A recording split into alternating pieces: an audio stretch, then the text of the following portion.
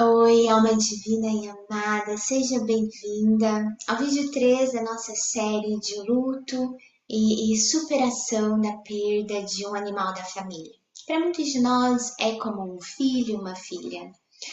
No vídeo de hoje nós vamos falar sobre os estágios do luto. E como tudo que nós estamos fazendo até o momento é focar no conhecimento para que esse processo, esse momento tão desafiador, possa ser lidado com o máximo de leveza, de facilidade, de harmonia possível. Mas só para enfatizar que não tem como falar que as coisas vão acontecer de certa forma, não tem uma cartilha para lidar com o luto, não tem o certo e o errado, o tempo ideal e o que não é ideal. Tudo isso pode acontecer como uma montanha russa, ondas que vêm de cada estágio, um estágio se repetindo depois do outro, e voltando a se repetir depois, porque as emoções, e ainda mais um momento tão desafiador como esse dos seres humanos, é muito complexa para tentar diminuir algo que é preto no branco. Então, é só para entender, porque também não é só, porque à medida que a gente entende que o que está acontecendo, o que está sendo sentido, o momento que a gente está vivendo é parte de lidar com a perda, isso faz parte da nossa biologia, de como a mente responde. Por incrível que pareça, isso facilita lidar com esse momento. Então, para lembrar que sempre se deu tempo, você observou que está vindo alguma coisa, emoção, pensamento, comportamento, você observou algum desses estágios que nós vamos conversar, se nutra, se dê amor, esteja presente contigo, não se oferecer julgamento, porque o quanto antes você se nutrir e se reabastecer emocionalmente, energeticamente, fisicamente também, ah, quanto antes você vai conseguir se mover disso. Então, e conseguir encontrar uma forma de lidar com isso, que nós vamos falar mais adiante, mais profundamente. Um, Anos atrás, a doutora Elizabeth Kussler-Ross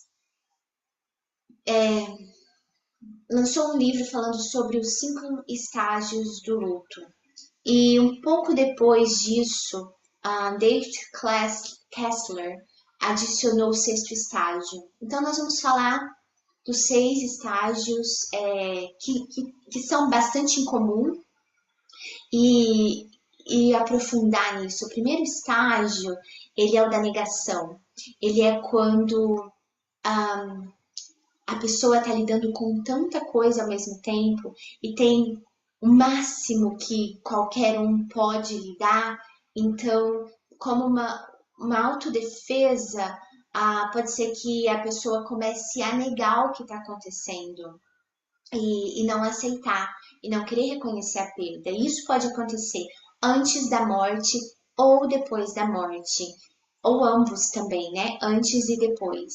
E isso acontece porque o mundo, como nós já falamos, da forma que a pessoa existia, já não existe mais. Não é o mesmo mundo, não é a mesma rotina, não é o mesmo lar, e é algo muito grande, é uma perda muito significativa. Então, o negacionismo é uma forma de se proteger e de conseguir lidar com isso, se dá um tempo para assimilar o que está acontecendo. Algumas pessoas podem ver isso como a pessoa está sendo muito positiva, tá fora da realidade, mas isso é um mecanismo de defesa. E aí é importante observar e saber que isso está acontecendo e não se oferecer julgamento a si ou a um ente querido que esteja passando por isso. Futuramente nós vamos falar sobre essas diferenças, né? Como lidar com essa diferença em luto. Mas se oferecer a aceitação, se oferecer o amor e se nutrir, estar presente consigo mesma. O segundo estágio, ele é bem forte, que ele é o estágio da raiva, que ele pode acontecer de várias formas. Estar com raiva de si mesma ou de si mesmo, estar com raiva do ente querido, do animal que vai morrer ou que já morreu, sentir raiva do veterinário, de alguém de algum profissional que poderia ter feito ou que fez alguma coisa e questionar o trabalho de alguém ou a si mesmo e sentir raiva até de Deus, dos seus guias e mentores espirituais. Essa raiva, ela é muito normal para quem está passando pelo luto por uma perda tão significativa também. Então, eu vejo assim que quando a gente entende o que está acontecendo, nos dá as ferramentas para a gente conseguir navegar tudo de uma forma mais tranquila, sem julgamento, entendendo que faz parte e com aceitação. E se a gente for observar esse processo de raiva durante o luto, ele é uma forma que de certa forma é positiva, porque até no momento do negacionismo há uma grande isolação, uma falta de identificação da pessoa que está em luto com o resto do mundo. E a raiva vem e ela é, de certa forma, é um ponto mesmo que seja negativo, denso e bastante desafiador lidar com alguém com raiva ou com a sua própria raiva, de se reconectar, é um ponto de se reconectar com a sociedade, com os outros seres humanos, com o mundo, mesmo que seja através da raiva. Então, ela pode acontecer de várias formas, é super comum. E se você notar que você tá com o estupim curto, o pavio curto, que você tá sentindo uma irritabilidade muito grande, é normal e isso faz parte. É importante observar o que está acontecendo, se permitir sentir a raiva, encontrar uma forma de colocar para fora, fazendo um exercício físico, escrevendo no seu diário, uma meditação, e à medida que você vai colocando isso para fora e você vai percebendo e vivendo e sentindo e digerindo, você consegue se mover desse estágio de raiva. E aí, o terceiro estágio, ele é o da barganha. Esse estágio, ele é muito interessante, porque ele também pode acontecer antes e depois da morte. E antes, quando ele se apresenta antes da morte, ele vem com essa negociação consigo, com o universo, com Deus, de pedir, poxa, olha, se o meu animal de estimação não morrer, eu vou fazer isso, isso, isso, eu vou mudar isso, isso, isso, a minha vida vai ser diferente, assim, assim, assado. Então, pode vir dessa forma e depois da morte pode acontecer também. E quando essa barganha, esse estágio de barganha se apresenta depois da morte, da transição do ente querido, se mostra com bastante culpa. E é um momento que que se vive bastante os e se. E fica se falando de todas as possibilidades, do que poderia ter acontecido de uma forma diferente. Então, a forma como eu vejo é isso, vem com bastante culpa. E é importante que você consiga navegar isso, tendo alguém com quem você possa conversar, ou escrevendo no seu diário, ou falando com você mesma, com você mesmo, nesse momento de vir a culpa e de ficar pensando, e se a gente tivesse feito isso, se a gente tivesse tentado outro veterinário, se a gente tivesse procurado um outro médico, se a gente tivesse feito isso antes, se tivesse feito isso depois. Todos esses e se's, eles fazem parte do processo de luto. É uma forma do ser humano, da nossa mente, do nosso corpo assimilar o que está acontecendo. E pode vir com bastante dor também. Então, saiba disso. O meu esposo e eu, por exemplo, alguns dias ou no dia seguinte que a Rani morreu, a gente foi fazer uma caminhada e a nossa caminhada foi praticamente inteira falando sobre os e se's. E um ajudava o outro a falar, não, eu acho que isso não ia mudar nada por conta disso e disso. Então, o fato de pôr para fora e ter alguém, ou fazer isso com você mesma, você mesmo, e racionalizar contigo e falar, ah, mas se eu tivesse feito isso, talvez não teria adiantado, porque realmente, né, era a hora desse animal, dessa filha, desse filho ir, e a um acontecimento tão grande como a morte, que nós vamos falar mais para frente, é, não acho que seja um detalhezinho que iria evitar, porque se esse detalhe fosse evitar, a gente teria endereçado, teria sido, alguma coisa teria sido feita, enfim. Então é importante falar e não se julgar de ficar pensando, poxa, se eu tivesse feito isso, porque isso faz parte. Entender que isso faz parte te dá um espaço assim mais leve para lidar com isso. O próximo estágio é o estágio que já começa a depressão. É uma tristeza profunda, é, é um sofrimento fora de série, parece que não faz mais sentido. Algumas pessoas sentem que a vida já não tem sentido mais, não tem propósito de sair da cama, de continuar a viver. Algumas pessoas sim, por isso nós falamos no vídeo passado sobre a questão de ter o julgamento da sociedade, porque o animal de estimação é tão importante para muitos de nós que é a família, né? Nem é como. Que algumas pessoas falam, poxa, eu não sei como viver mais, não sei se eu quero viver mais sem o meu animal. Então, é importante observar que isso faz parte, se nutrir muito, se dar muito amor e se rodear com pessoas que te apoiam, que te aceitam, que se identificam com você, que estão prontas para te dar amor, para te ouvir, para te nutrir. Mas, assim, uma sugestão que eu vou dar é se rodear com essas pessoas, mas esse momento de depressão, da tristeza profunda, ele é bem delicado. E aqui, como a gente trabalha com energia, vibração e bastante de espiritualidade, não tem como ignorar. Se rodear com pessoas que te nutrem, que te amam, que te apoiam, é muito importante.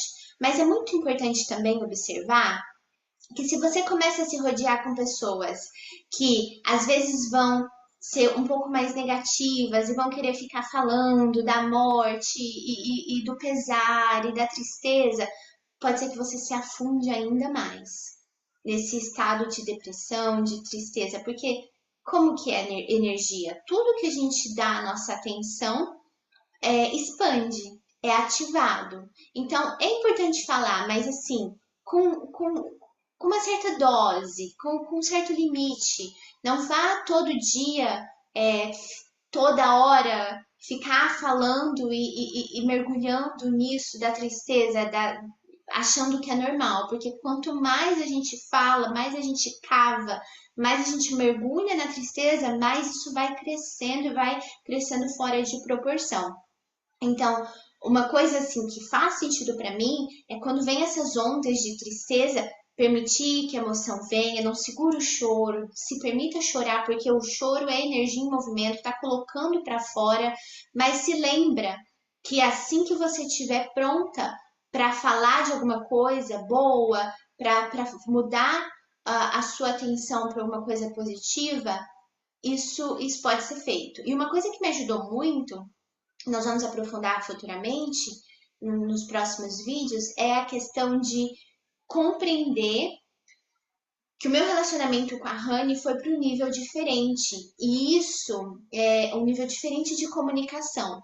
E que eu só conseguiria sentir, me comunicar com ela se eu não tivesse afundada nesse nível de depressão e tristeza, porque são energias muito opostas de quem fez a transição, que está numa energia muito alta, que está numa energia muito boa e de depressão, né? Então, nós vamos falar disso em mais detalhes, mas isso foi algo que me ajudou bastante. Então, busque, assim, o que pode te ajudar, busque levar a sua atenção assim que você estiver pronta e pronto, para algo mais positivo, para você não ficar mergulhando e cavando e se enterrando nesse estágio de depressão. Mas também se permita sentir. Então, você está vendo como é encontrar um equilíbrio entre permitir que a emoção venha, sem se julgar, se acolher, se amar, deixar a energia fluir, saber que tudo que está vindo, toda emoção que está sendo mostrada é porque está sendo liberada, mas também não ficar se derrubando e mergulhando muito nessa emoção, sobre o equilíbrio. O próximo estágio é o estágio que já começa a aceitação. Então, a aceitação, isso é muito importante a gente falar, porque pode ser que, né, a mente da gente funciona assim, pode ser que a mente venha, ah, não quero aceitar, eu não quero aceitar porque eu não quero esquecer, eu não quero esquecer a energia, a presença, o abraço, o cheiro, o carinho, a voz, eu não quero esquecer, e a mente às vezes pode ser que associe que a aceitação vem com o esquecimento, com fingir que nada aconteceu, e não é a realidade. Então, saber disso, que o fato de aceitar a morte, a transição do seu animal querido e amado, não é o mesmo de fingir que não aconteceu, não é o mesmo de esquecer, não quer nem dizer que tá tudo bem e vai voltar tudo a ser como era antes, ao normal, porque não vai, o seu mundo, a sua vida, o seu lar não é a mesma coisa. Mas o aceitar é entender que, tá, isso faz parte da vida. Todos nós vamos morrer, gente. Todos nós aqui na Terra vamos fazer a transição. Então, é começar a aceitar isso como uma parte da realidade. E o sexto estágio que foi adicionado pelo David Kessler é o encontrar o significado. E eu achei incrível que ele fala isso, porque isso está muito relacionado ao nosso poder da mente, ao saber como a energia funciona e o empoderamento que a gente trabalha muito, quem está aqui já faz parte do canal, e no nosso coletivo sabe muito bem que é tudo sobre escolha, né? Por mais que seja difícil e às vezes a gente acha que não tem escolha, ou até mesmo quando a gente escolhe não escolher nada, a gente está escolhendo. Então, ele diz que o sexto estágio de encontrar um significado em tudo isso que aconteceu é uma escolha. É uma escolha de sair da depressão, da tristeza profunda, da raiva, daquele sentimento de perda e se permitir substituir isso por amor. E assim como o estágio anterior que nós falamos, da aceitação, o encontrar um significado não é fingir que nada aconteceu, não é fingir que tá tudo bem, não é viver alegria plena, como esquecer tudo que foi e quem foi o seu animal de estimação ou o seu ente querido no caso. Não, não. É simplesmente substituir o sentimento de perda que é tão em contraste com o sentimento de amor. E conseguir se lembrar do seu animal com amor, honrando e com aquela alegria e saudade sim, mas ainda assim com aquele amor e alegria e honrando a vida que o seu animal teve. E aí, falando desses estágios, a gente não poderia deixar de falar que assim, tem o luto que é normal, que com o tempo ele vai ficando menor, o tempo de cada um, mas tem um luto que ele pode ser um pouco mais sério, que é você nota que não tem melhora, que não tem mudança nos estágios, nas emoções, a pessoa simplesmente está da mesma forma. E se você nota isso consigo mesma, consigo mesmo ou com os outros, é importante buscar ajuda. É importante que você procure ajuda dos seus entes queridos, até mesmo profissional, porque o natural do luto, da perda, é que você consiga, que todos nós consigamos nos mover disso, porque faz parte da natureza humana aprender a como viver de novo com essa nova realidade. E mecanismos para lidar com esses estágios, nós vamos aprofundar mais. No próximo vídeo a gente vai falar sobre a questão prática, que vou compartilhar muita coisa com vocês, mas assim, o que eu repito é, esteja presente, observe o que está acontecendo, se lembre que isso faz parte do processo de luto, que isso ameniza o que está acontecendo, ajuda a mente a entender e navegar e digerir o que está vindo. Se lembra que tudo que está vindo é porque está sendo liberado, então não segura emoção, se permita chorar, se permita sentir o que está sendo sentido, mas faça isso de uma forma consciente, em que você reoriente a sua atenção para não se pegar ao longo do dia, por exemplo, falando o tempo todo sobre a perda, a tristeza, o sofrimento, para não se afundar mais lá. E isso inclui filtrar até o quanto tempo e com quem você conversa. Eu vou dar um exemplo. Assim que a Rani faleceu, duas pessoas próximas. Uma pessoa a gente conversava e sempre lembrando da Rani com alegria e rindo, e a outra pessoa já com aquela tristeza. Então, eu até comentei com o Cass, falei, poxa, é uma diferença bem grande, porque eu converso com uma pessoa é uma certa leveza, e eu converso com outra pessoa e eu sinto um pouco mais triste, tá? Um pouco mais pesado. Então, se você notar isso, tenta redirecionar o tipo de conversa que você está tendo. Essa faz parte de estar presente, desperta e desperto. Nutra o seu corpo, a sua mente, a sua alma, exercícios físicos, comida com qualidade, se permitindo dormir o quanto for necessário, meditação, oração, a sua forma de se conectar, né, com a sua espiritualidade, tá bom? No próximo vídeo nós vamos aprofundar um pouco mais em questões de como lidar com tudo isso que está acontecendo, um pouco mais prático. Então, se você tiver alguma dúvida, algum insight, algum comentário, fica à vontade para deixar nos comentários. Se inscreva no canal para fazer parte do nosso coletivo. E muito obrigada por ter assistido até aqui. A gente se vê no próximo. Tchau, tchau.